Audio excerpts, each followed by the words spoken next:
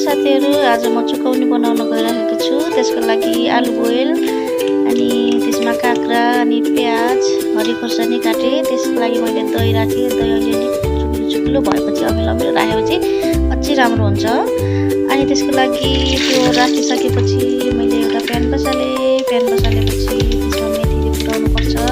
मेथीको test अझै राम्रो हुन्छ। तेल फुटी राख्दा अझै राम्रो हुन्छ।